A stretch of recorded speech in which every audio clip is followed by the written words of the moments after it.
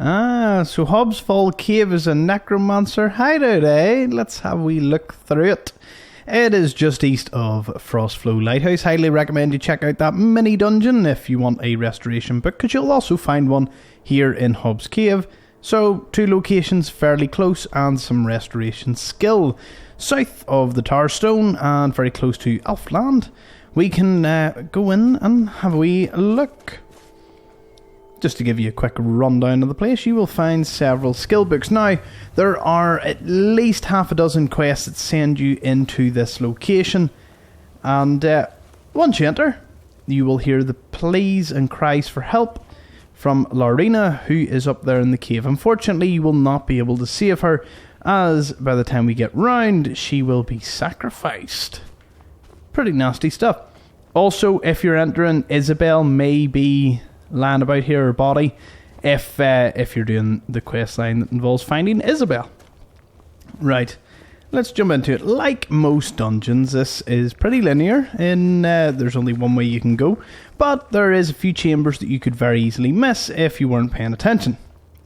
Now, first up is a Necromancer Adept. Well, depending on your level, he could be slightly higher and a bit more dangerous. You can find a wee chest sitting right beside him. Alright, continuing on to our next part of this dungeon. You'll find plenty of skeletons, and for me, an arch necromancer sitting right here alongside some barrels. Anything behind here just whilst I'm in the area? No. That would have been cool to hide like a wee secret chest or something. You know, Bethesda, just catch me up for some level design. I'll give you some tips. So down at the bottom you can find the sleeping quarters. Now you could drop down there, although you'll probably die. It's a fair wee fall. For a bit of distance, but if you walk on, it's actually quite easy to miss. Because most people will walk straight on into this room progressing through the dungeon. You could just sprint right past it. But instead we are going to go down, as the sleeping quarters contains one of the restoration skill books. Combine that with the book and the bonus from Frostflow Lighthouse, and you've got a pretty beefy restoration build going fairly early on, although you do have to fight through obviously a lot of necromancers, even low level, which could prove a little daunting. The restoration book, the Exodus, is sitting right over here on this little shelf. Now, it is kind of hard to see, but there is the unusual gem. One of them can be found right here, one of the stones of Baraziah, and a few potions and a wee satchel with some ingredients. There is another necromancer, usually quite a high level in the sleeping quarters, and oh wow, well, isn't that easy to miss? An adept lock chest right up here underneath this ledge. Is there more? Nope. Ah, you could have climbed up here to get to it, but there you go. There's one of the many things. I do runs of these places beforehand just to make sure I know where everything is, and I still get surprised. That's one of the surprises. Guys, let me by there. Thank you.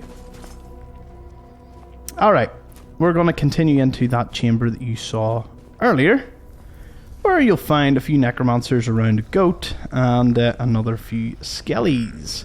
Over here you'll find a book, The Enchanter's Primer, giving you +1 to your enchanting, which of course everyone loves, because enchanting is one of the best things in this game.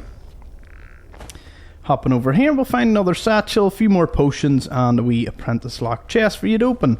Once you defeat these guys, or even if you don't want to defeat these guys, you could just pull the chain and proceed. Pulling the chain up will of course keep all them on the other side, so a sneak playthrough might be possible. Lesser soul gems act as a wee bit of sort of tower defense here for them, but once you get by that, you can progress on. Meet another necromancer, normally quite a high level, standing in this wee chamber, before finally entering the last room. Coming into the last room, you will find that Lorena, the one that was screaming from earlier, is sacrificed and just sort of chilling here at the moment, with a master necromancer and a few apprentice ones. As you can see, they fairly level up and summon a few things. Panthea's flute can actually be found at all times in this chest. It's for the Bard's College, but you can already have it and give it back to her. if you want. Flawless Garnet, some gold, Grand Soul Gems, and for me, a Spell Tome Route. Not bad at all.